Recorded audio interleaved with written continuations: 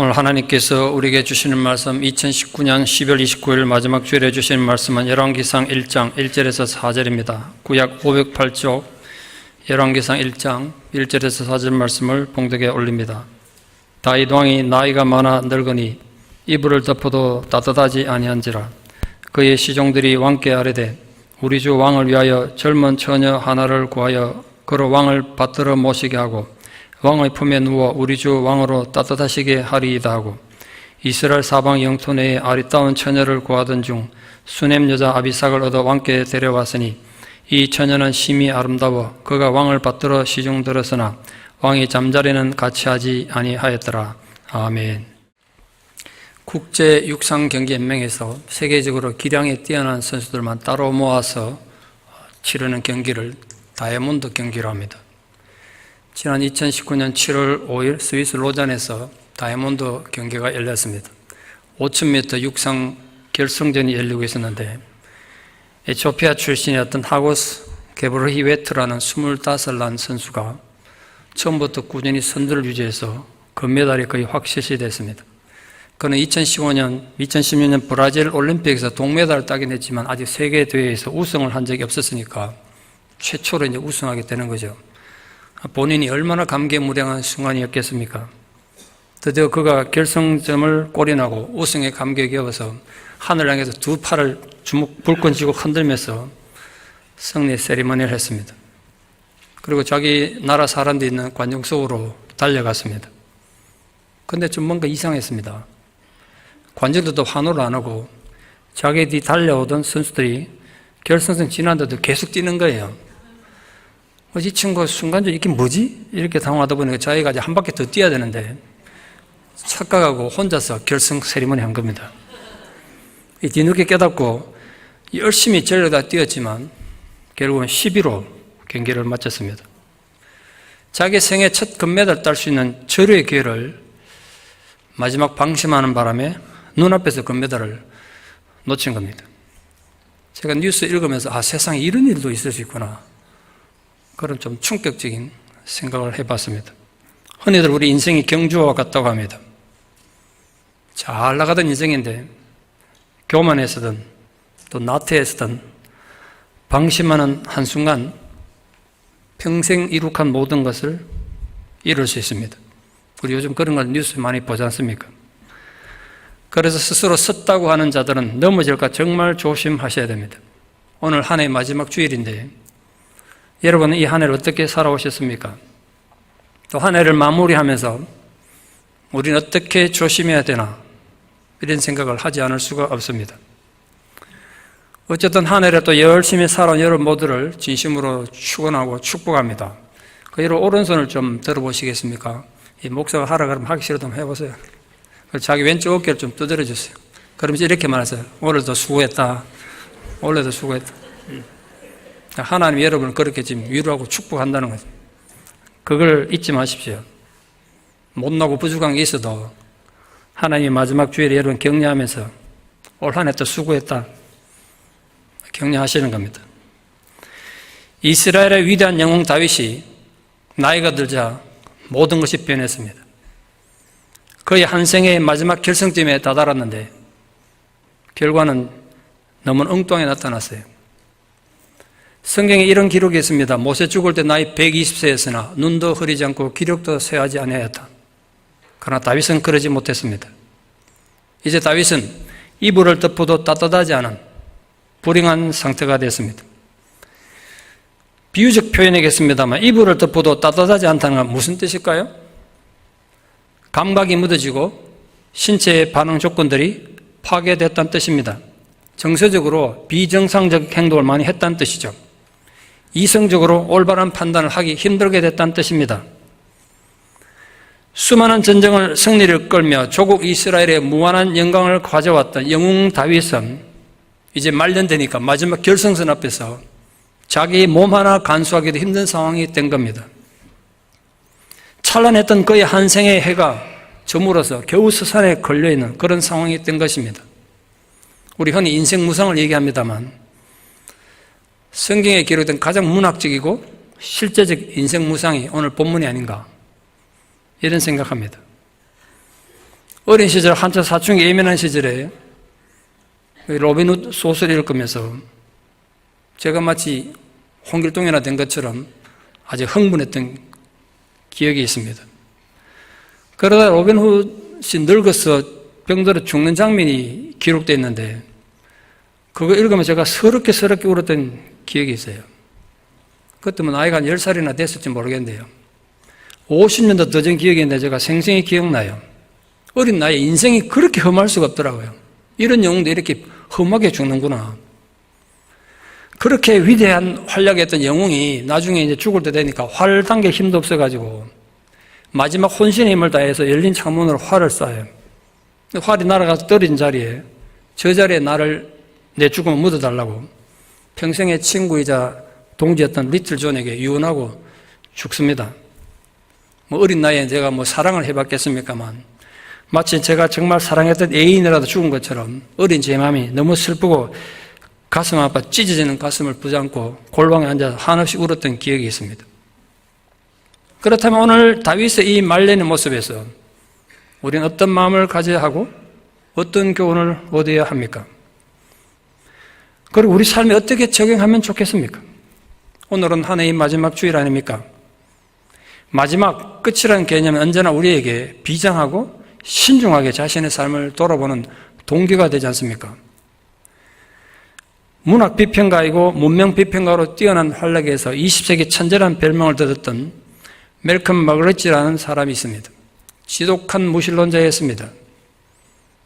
그는 날카로운 필체로 또 말과 글로 기독교 신앙을 비판하고 비웃었습니다. 그러던 그가 기적처럼 예수를 만나고 예수를 믿게 됐어요.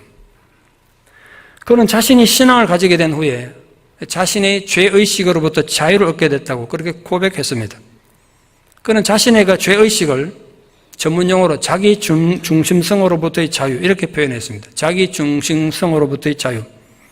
인간은 누구나 자기 중심으로 생각하고 판단하는 이기적 본능을 가지고 있다는 거죠.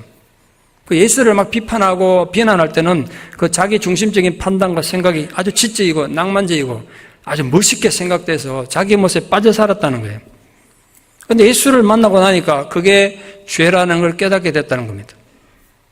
말큼 내가 그랬지 죽은 지 좀 오래됐습니다만 말년에 죽기 전에 자기 생애를 돌아보면서 자기 인생의 마지막 경주를 앞두고 자기 신앙을 고백하는 자서전을 썼습니다.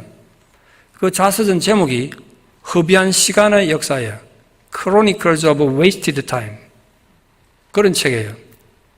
그는 그 책에서 자기 깨닫고 보니까 자기가 아무리 많은 업적을 남기고 세상에서 제일 똑똑한 사람이라고 칭찬을 듣고 많은 부를 누렸는데 하나님 없이 살아왔던 그 생애는 허무한 시간, 허비한 시간이었다는 거예요. 인생 잘못 살았다는 거죠. 남들에게는 똑똑하게 보였는지 모르지만 자신의 지성과 교만이 결국은 내 자아의 어둡고 작은 토굴 감옥이었다. 내 인생이 감옥이었다. 그렇게 고백하고 있습니다. 자기는 자기가 잘나서 그렇게 똑똑하고 날카로운 글도 쓰고 많은 돈을 모아서 자기 마음껏 이 세상 사는 줄 알았는데 하나님 빼놓고 살았던 생애는 허비한 시간이었다. 그걸 뒤늦게 깨달았다고 고백하고 있습니다. 한 해를 또 보내며 우리는 우리 인생을, 우리 한 생애를 어떻게 지냈는지 반성하게 됩니다. 우리에게 허락된 한 해를 어떻게 보냈습니까? 그런 면에서 오늘 우리는 우리 생애 전체를 돌아보면서 누구나 자기 인생의 마지막에 부닥칠 수 있는 실제적 문제를 좀 의학적으로 설명하는 것으로, 강의하는 것으로 2019년 한 해 마지막 설교를 대신하려고 합니다. 제가 몇 달 전에 LA에 가서 10시간 넘게 세미나를 통해서 배운 내용의 일부분을 좀 요약해서 강의하려고 합니다. 일부에 설교했던 어떤 분이 자료를 좀 달라고 하는데 필요하면 내가 요약해서 나중에 뒤에 놔놓겠습니다. 어디까지나 제가 강의니까 상식적인 얘기일 수도 있겠지만 참고로 좀 해주시고 필요한 분에 좀 도움이 됐으면 좋겠습니다. 이불을 덮어도 더 이상 따뜻하지 않아서 삶의 고통을 느꼈던 다윗처럼 우리 시대에는 많은 사람들이 정신적으로 이불을 덮어도 이제 더 이상 따뜻하지 않은 어려움을 겪습니다. 그로 인해서 본인도 힘들지만 주변의 가족들을 너무 힘들게 하죠. 정신적으로, 감정적으로 이제 이불을 덮어도 더 이상 따뜻하지 않은 그런 이상 징후를 알츠하이머 치매라고 합니다. 치매는 누구에게나 올 수 있죠. 사회적 신분과 관계없습니다. 나는 치매 걸리기 원치 않는다. 나는 건강하고 운동하니까 치매 걱정 없다고 큰 소리 칠 일이 아닙니다. 요즘은 치매 발병률이 빨라져서 나이와 상관없습니다. 청년들도 치매에 많이 걸리고 있습니다. 알츠하이머와 치매는 어떤 관계가 있는가? 알츠하이머가 치매를 일으키는 증상의 70%를 차지한다고 봅니다. 그래서 좀 간단히 설명하면 알츠하이머가 병명이라면 치매는 정상이 되겠습니다. 이게 뭐 국가가 다 책임질 수 있는 일이 아니기 때문에 우리가 배워야 됩니다. 나를 위해서 알아야 되고 어려움 겪는 가족을 돕기 위해서 알아야 됩니다. 또 우리가 그런 존재가 나중에 될 수도 있죠. 누구도 큰 소리 칠 수 없죠. 그걸 모르면 본인도 힘들고 가족도 힘들어지니까 많은 문제가 생겨납니다. 첫 번째 문제는 이겁니다. 특히 우리 한국인 정서들은 알츠하이머나 치매가 발병하면 맨 먼저 뭘 하는지 아십니까? 숨기려고 합니다. 부끄럽게 생각해요. 마치 믿음이 약해서 그런 병에 걸린 것처럼 자학합니다. 아니 암흑의 권사는 그렇게 기도하더니 말년에 치매 걸렸나 이렇게 비판합니다. 절대로 잘못된 겁니다. 그럴 필요 없습니다. 알츠하이머 치매는 신앙하고 아무 관계없이 누구에게나 찾아올 수 있는 인간의 굴레예요. 아무리 믿음 좋은 사람이 암에 걸리는 거 똑같은 거죠. 제가 강의 준비하다가 문득 떠오른 사람이 하나 있었는데요. 여러분 너무나 잘 아시는 미국 제40대 대통령 로널드 레이건 대통령은 대통령 퇴임하고 몇 년 있지 않아서 알츠하이머에 걸렸습니다. 그때 그 뉴스에 부인 낸시 여사가 나와가지고 남편이 전직 대통령이 알츠하이머에 걸린 걸 뉴스에서 알리고 이제 공개적인 자리에서 나설 수 없으면 이해해달라고. 국민 여러분, 레이건 대통령에서 기대해 주십시오. 그렇게 발표하는 걸 제가 뉴스에서 봤습니다. 그때 그 사실이 한국인들에게 굉장한 신선한 충격이었습니다. 한국인 정서 같으면 남편이 대통령까지 했던 사람인데 치매에 걸리면 숨기죠. 감추려고 합니다. 창피하다고 생각해요. 그럼 그런 자세는 정말 잘못된 거예요.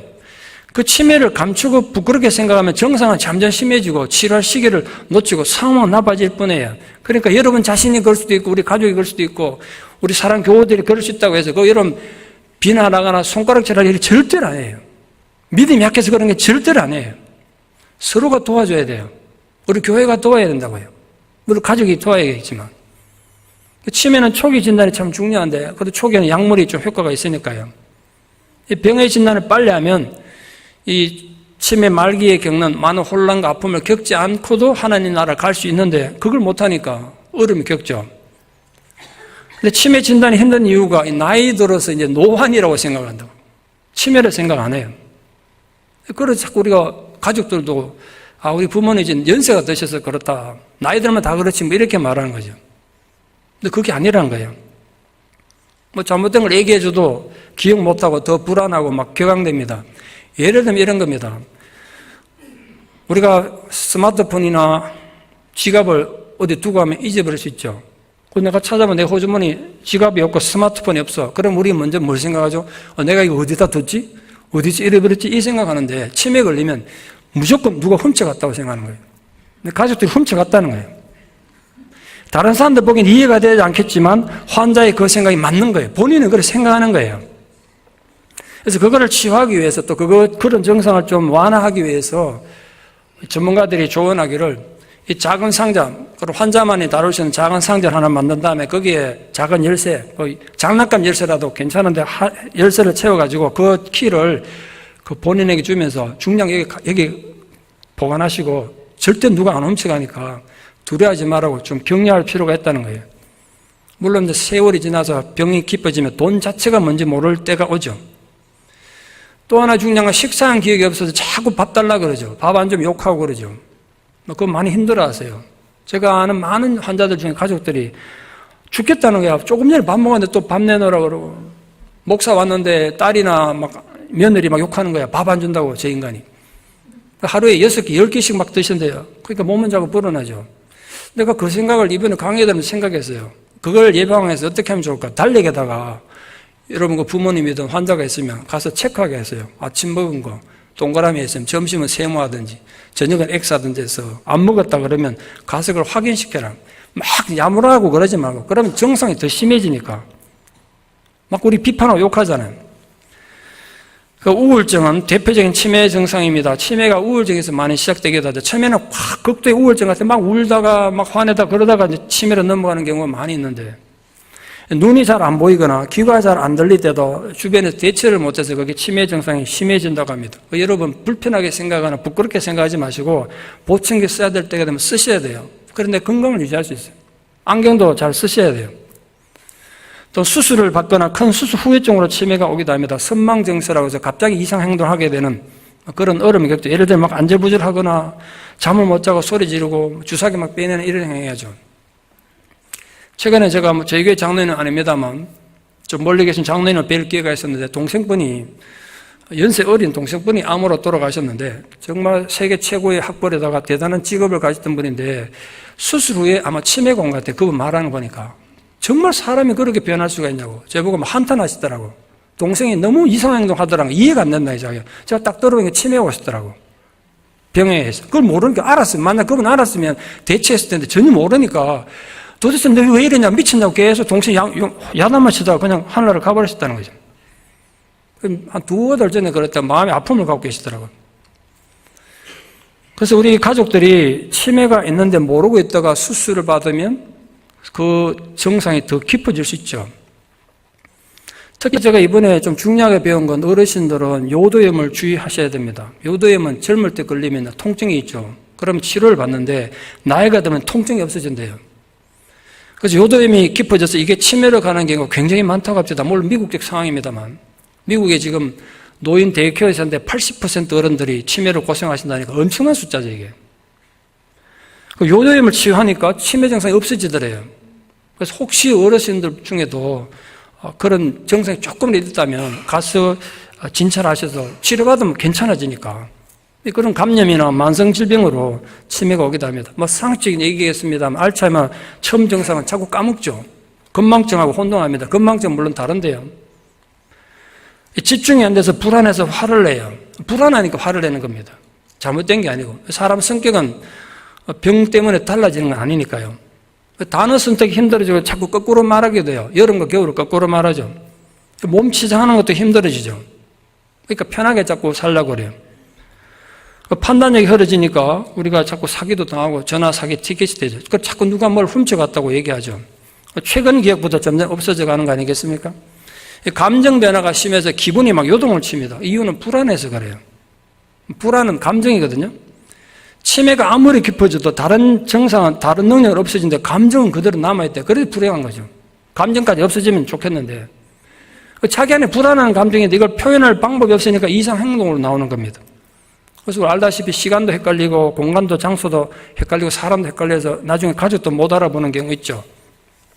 먹는 것도 힘들어서 먹지 못하기도 합니다.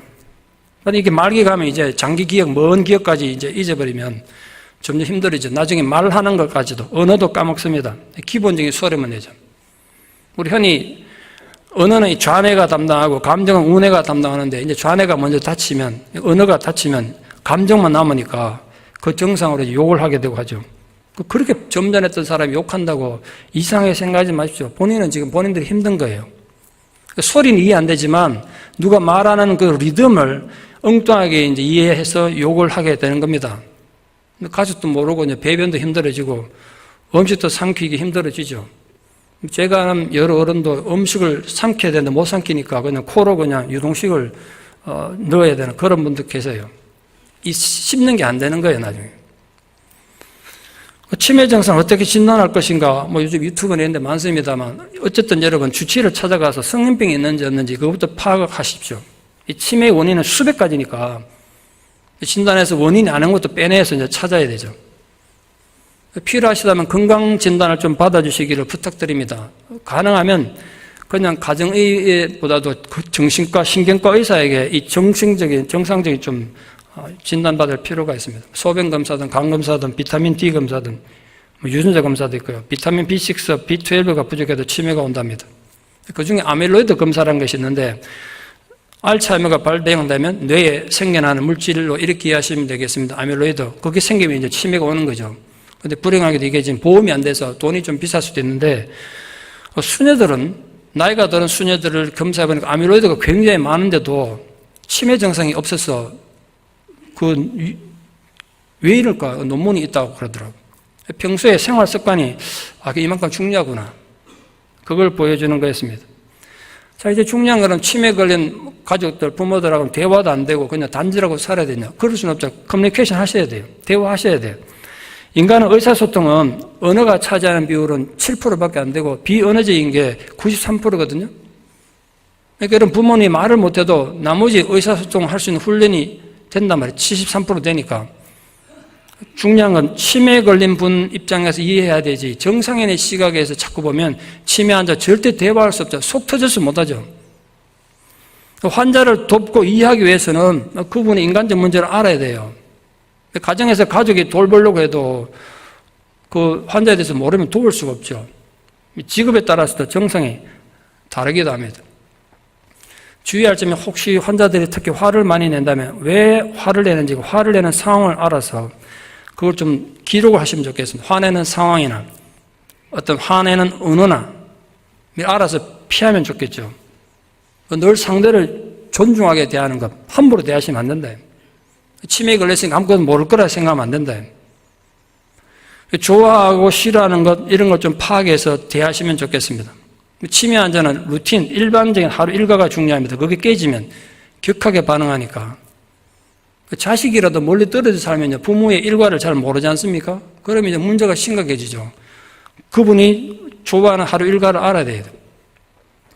말을 잘 못하는 치매 환자는 그분이 알아듣는 손짓이나 어떤 의미 있는 물건을 좀 찾아서 그걸로 좀 대화하면 좋겠습니다. 예를 들면 멀쩡히 잘 있다가 딸만 보면 화를 낸다. 왜 화를 내는가 그때 살펴보고 기록하셔야 돼요. 왜 어떤 식으로 화내는지, 누구를 만나서 화내는지. 어떤 공통적인 패턴이 있을 거라고요. 이럴 때 이런 행동을 하시는구나. 그래야 가족들도 힘이 안 든다. 그걸 좀 기록하시면 좋겠습니다. 대화할 때 눈을 마주치는 게 중요한데요. 치매 환자는 상황을 빨리 파악하지 못하기 때문에 막 그런데 가족들은 마음이 급하잖아요. 빨리빨리 드세요. 빨리빨리 하세요. 그런데 그러면 정말 안 좋대요. 급하게 행동하면 본인이 놀라니까 항상 천천히 얘기하십시오. 시야가 이렇게 좁아져서 터널 비전이라고 그래서 치매가 걸리면 사물이 이렇게 못 보게 되니까 눈앞에 것밖에 보이지 못한다고 하니까 옆에서 서두르고 빨리 하라 그러면 더 힘들어지죠. 치매 환자와 소통하려면 일단 들어야 됩니다. 말도 안 되는 얘기 하실 겁니다. 그래도 들어야 됩니다. 무슨 얘기 하려는지 들어야 돼요. 정보 교환하기 위해서가 아니라 내 마음을 알아달라는 게 대부분이니까 말도 안 되는 얘기라도 대꾸도 하시고 반응을 해주셔야 안정을 느낍니다. 환자가 소리 지르고 울면 뭔가 도움이 필요하다는 뜻이 있지 않습니까? 그래서 항상 중요한 게 인내죠. 단어를 못 찾고 기억 못하기 때문에 막 급하게 몰아치지 마시라는 거예요. 90초의 인내심이 필요하다 그러는데 90초 동안 기다려주라는 거야. 말을 못해도. 눈을 마주치고 대화하면서 고개를 끄덕이며 기다려주는 게 필요합니다. 그래서 치매에 걸린 가족들, 부모님이 주로 될 수도 있겠습니다만 마치 아이를 키우는 것과 똑같습니다. 애는 어릴 때 무조건 울기만 하잖아요. 치매 환자도 마찬가지입니다. 기본적 욕구가 채워졌는가 살펴야 돼. 우린 애들을 키울 때 그렇게 키웠잖아요. 애들은 말 한마디 못해도 하루 종일 아이들과 대화하지 않습니까? 부모님들이. 그렇게 키웠잖아요. 그렇게 아이가 말을 배워가는 것처럼 치매 환자에게도 계속 말을 해 주셔야 된대요. 내 말을 해봐 이해 못한다 그러지 말고 어른으로 존중하되 우리가 아이 키울 때 마음 쓰는 것처럼 그렇게 부모에게 대하라는 거죠. 그 환자가 이제 나를 믿게 되면, 가족을 믿게 되면 불안한 게 좀 적어들겠죠. 그래서 감정을 받아주는 게 굉장히 중요합니다. 갑자기 치매 부모가 화를 내면 보통 어떻게 반응하냐면 마음이 막 무너지고 당황되니까 원망하죠. 도대체 왜 그러시냐고, 화내지 말라고 막 울지 말라고 윽박지르죠. 그럼 증상이 더 심해져요. 그 감정을 받아주십시오. 감정을 받아줬다는 걸 알려주셔야 돼요. 막 화나면 소리 지지 마세요. 저 아버지 어머니 도대체 왜 그렇죠? 이러지 말고 화가 굉장히 많이 나셨나 봐요. 그리고 동의해 주시라고. 누가 자꾸 뭘 훔쳐갔다 그러면 여기 아무도 안 훔쳐가요. 아버지 저도 안 훔쳐가 이러지 말고 속상하시겠다고. 그거 받아주셔야 된다는 거예요. 이론은 단순한데 연습이 필요하죠. 연습해야 마음도 가니까. 치매 환자하고 대화하는 연습이 먼저 되면 행동이 따라가요.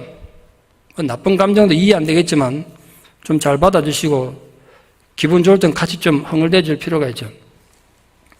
이 치매 환자들은 뭔가를 해야 한다고 생각하기 때문에 공통적으로 자꾸 어디로 가려고 그래요. 그래서 많은 어려움이 생기죠. 무작정 길을 놔서. 그래서 많은 분들이 실종당해서 어려움을 겪습니다. 제가 그거 들으면서 이렇게 생각해서 두 가지 조치를 좀 해주시면 좋겠다 싶은데, 목걸이든지 팔찌든지 해서 집 주소나 가족 연락번호를 꼭 써두십시오. 근데 한두 개 가지고 안 되고요.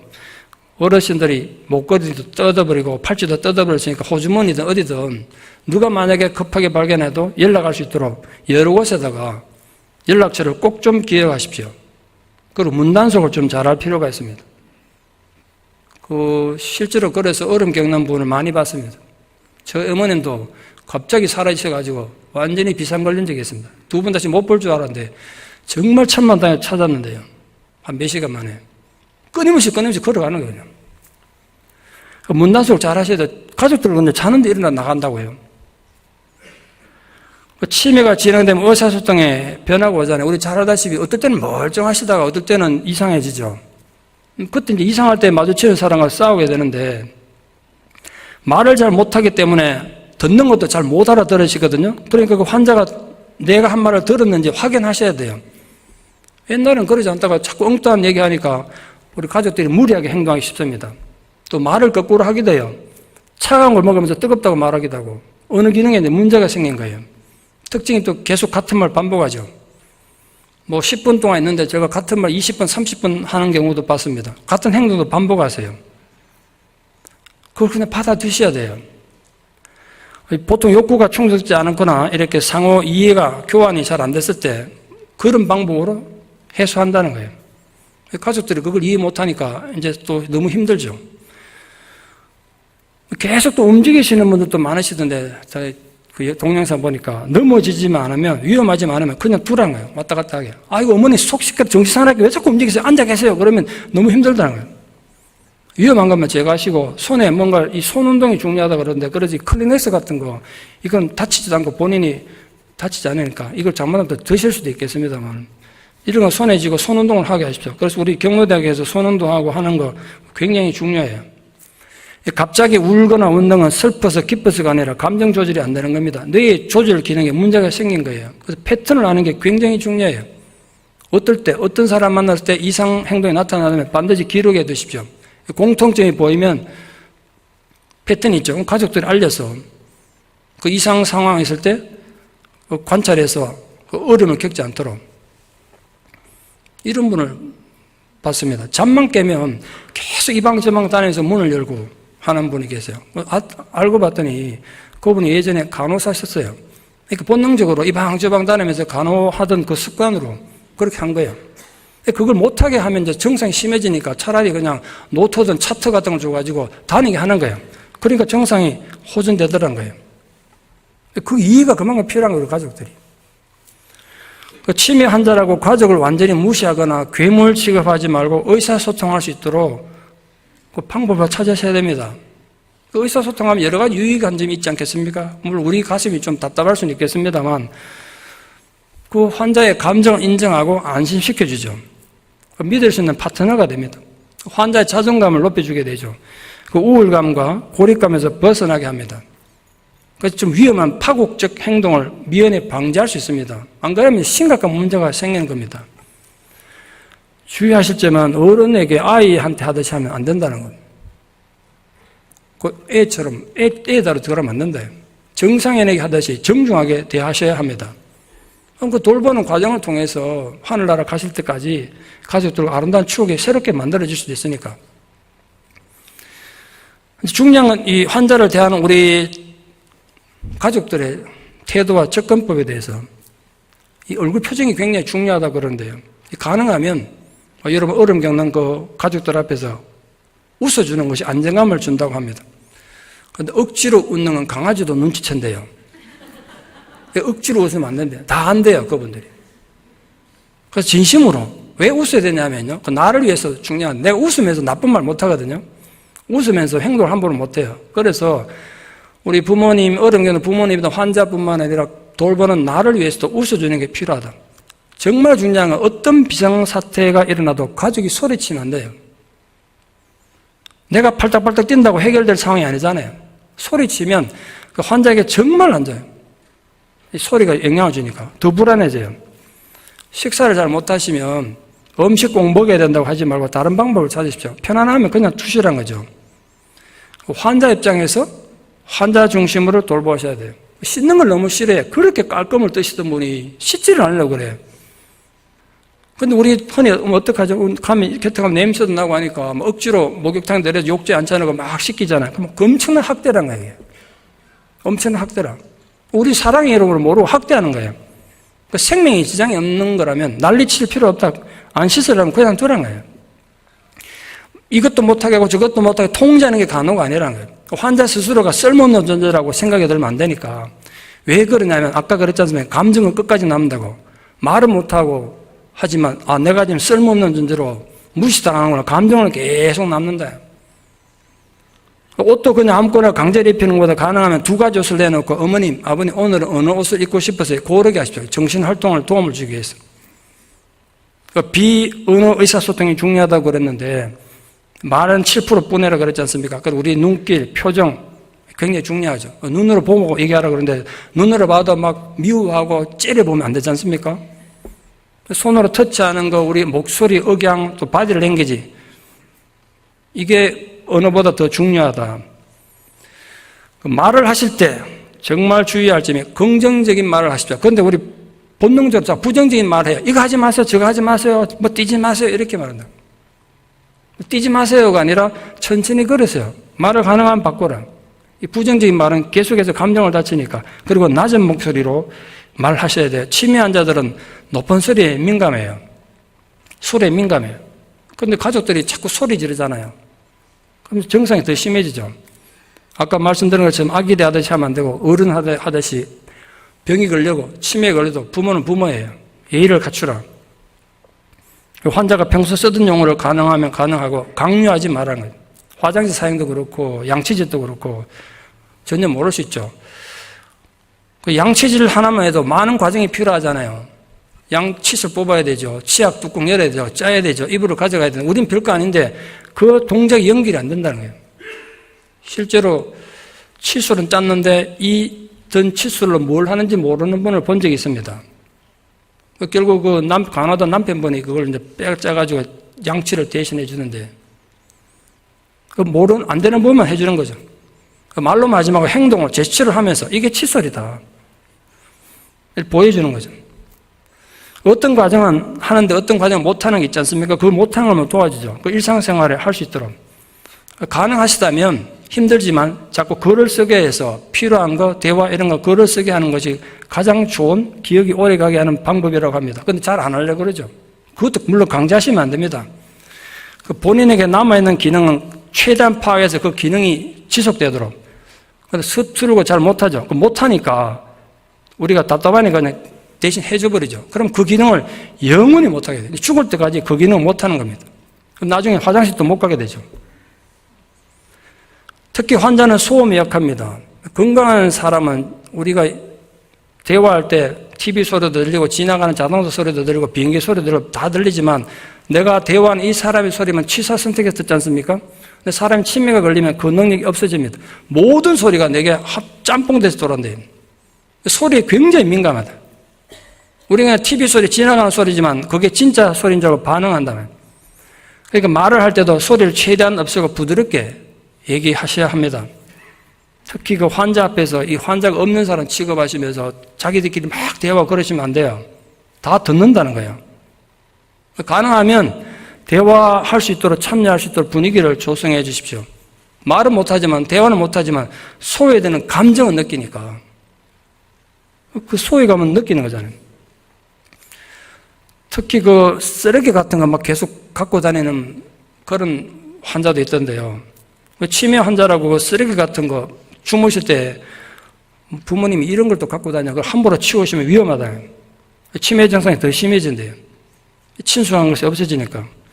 그 집에서 도저히 힘들어서 요양원을 가더라도 손때 묻은 건 가져가게 하셔야 돼요. 냄새나는 이불이라도. 이해할 수 없는 말을 해도 그걸로 계속 대화를 이어 나가셔야 됩니다. 미쳤다고 그러지 마시고. 우리는 눈에 안 보이는데 그분도 눈에 보이는 것. 그걸 대화를 해도 대화를 만들어줘야 돼요. 다른 세상 얘기를 해도 대화를 이어가셔야 돼요. 그래야 이 정상이 좀 완화된다. 악화등을 늦춘다. 발음이 분명하지 않아도 대꾸를 자꾸 해 주십시오. 물론 그 도저히 힘들면 그 과정을 멈춰야 되겠죠. 서두르면 힘들어집니다. 목소리 높여서 명령하지 마십시오. 자꾸 환자한테 묻지 마세요. 내가 누구야? 이렇게 묻지 말고요. 어제 아까 누가 왔다 갔다고 아까 누가 왔다 가냐 자꾸 묻지 말라는 거예요. 너무 힘들다 그게. 기억이 안 나는데 자꾸 물으니까. 차라리 내가 누구라고 얘기해 주십시오. 자괴감이 덜 드니까. 100번이라도 내가 누구라 자꾸 얘기해 주라니까요. 상식적 얘기했습니다만 길게 설명하면 이해가 안 되니까 짧은 문장으로 한 번에 하나만 하십시오. 못 알아들어도 같은 말로 간단하게 자꾸 설명하십시오. 눈에 어떤 보이는 물건이 있을 때는 말로 그 언쟁하나 반박하지 말고 보이는 걸 얘기하십시오. 정말 중요한 원칙은 치매 환자가 하는 말은 하나님 말씀 다음으로 옳다. 무조건 그분이 옳은 거예요. 그 틀렸다가 고치려고 어떻게 했습니까 그게? 아까 말한 레이건 대통령은 죽을 땐 자기가 대통령이었던 거조차 모르고 죽었다는데 그거 다 잊어버린 거예요. 인간은 기본 욕구가 있습니다. 맨 아래 단계가 충족되지 않으면 그 다음 단계를 못 넘어가요. 치매 환자도 기본적인 문제 해결 안 되면 다음 단계를 못 넘어가는 거예요. 항상 안심을 시켜야 돼요. 불안이 가장 큰 문제니까. 불안하게 만드시면 안 돼요. 잘한 건 칭찬하십시오. 내 감정도 표현하고 아이고 오늘은 아버님, 어머니 옷을 잘 입어서 내가 너무 수월하다 이렇게 표현하라는 거예요. 내가 화내고 내가 소리치면 그게 환자에게 그대로 반영된다는 거 기억하십시오. 환자는 나의 거울이다. 그 기억력 잃지 않고 치매를 예방하거나 또 완화시키는 여러 가지 방법도 지금 다 말씀드릴 수 있는데 요즘은 유튜브에 워낙 많으니까 치매는 많이 나오니까 좀 참고해 주시면 좋겠습니다. 치매 환자도 종류가 다양하니까 너무 싸잡아서 그렇게 비판하거나 무시하지 않았으면 좋겠습니다. 치매도 너무 다르니까. 다른 모든 건 다 잊어도 감정은 끝까지 남습니다. 혼수 상태에서도 감정은 남을 수 있다고 그러니까 작별 인사를 하십시오. 귀에 대고 하십시오. 용서를 말하고 위로와 사랑을 말하십시오. 제일 큰 감정이 불안함, 창피함, 화나는 건데 자꾸 틀린 걸 고쳐주려고 하고 그게 아니라고 자꾸 고쳐주려고 그러면 화가 나죠. 자기를 못 믿는다고 생각하니까. 그 있는 상황 그대로 그 감정을 인정해 주십시오. 하는 말 들어주고 나쁜 감정이라도 들어주고 점검하십시오. 화내면 화가 나셨나 봐요. 그렇게 인정해 주라. 항상 존중하는 게 제일 중요합니다. 스스로 짓문되는 존재라고 생각하면 안 되니까요. 말씀이 결론을 맺겠습니다. 하나님이 주신 한 생애가 어떻게 끝나느냐는 사람마다 다릅니다. 오늘 우리 앞에 보셨던 다윗같이 하나님 마음에 든 사람이라고 인정받았던 역사적 영웅도 자기 생애 말년에 이불을 덮어도 더 이상 따뜻하지 않은 어려움을 겪었단 말이에요. 다윗이 그랬다면 누군도 예외가 아니지 않겠습니까? 그러므로 이런 가족이나 또 우리 이웃이 또 사람 교우들이 그런 어려움 겪는다고 해서 저 사람은 믿음이 없어서 이런 말 절대로 하시면 안 되고 그런 생각 할 필요 없어요. 자책할 필요 없어요. 우리 아버지, 우리 어머니 그렇게 기도 많이 하시고 믿음 생활 잘 하시다가 말년에 무슨 꼴이냐 그럴 생각할 필요가 없다니까요. 자연스러운 거예요. 그러니까 지금 여러분 모두에게, 우리 모두에게 하나님 은혜와 위로가 간절히 필요합니다. 지금 어려움을 겪고 있는 여러분 부모님들이나 가족들에게 하나님 위로가 함께 하시기를 간절히 기원합니다. 여러분 모두에게 하나님 아버지의 위로와 은총이 더욱 뜨겁게 부어지는 이 한 해의 마지막 주일 되기를 축원합니다. 기도드리겠습니다. 사랑의 하나님, 하나님께서 인간의 한 생애를 정하셔서 이 땅에 내시고 한 생애를 살아가게 하셨습니다. 우리 연수가 70이고 강건하면 80이라도 우리가 날아가니 화살처럼 빨리 날아간다고 했습니다. 그러므로 우리에게 우리 연수를 헤아릴 수 있는 지혜를 주셔서 하나님 앞에 아름다운 백성, 거룩한 자녀로 살아가게 하여 주시옵소서. 주님의 위대했던 종 다윗조차도 말년에 이불을 덮어도 더 이상 따뜻하지 않은 어려움을 겪었습니다. 그러므로 우리 사랑하는 부모님이 또 우리 사랑하는 가족이 또 우리 사랑하는 교우들이 그런 어려움을 겪을 수 있습니다. 오늘 특별히 한 해의 마지막 주일을 맞이하여 그 인생의 마지막에 대해서 우리가 생각해 보았습니다. 우리가 정서적으로 이불을 덮어도 따뜻하지 않은 그런 어려움을 겪더라도 우리가 하나님의 사랑으로 용기 있게 이겨내고 또 주님이 주신 이 힘을 통하여 영육간에 공급받아서 우리 힘든 상황에 있는 교우들을, 가족들을 견뎌내고 인내함으로 함께 하나님 나라에 들어가는 은혜가 우리 모두에게 있게 하여 주시옵소서. 예수님 이름으로 기도드리옵나이다. 아멘.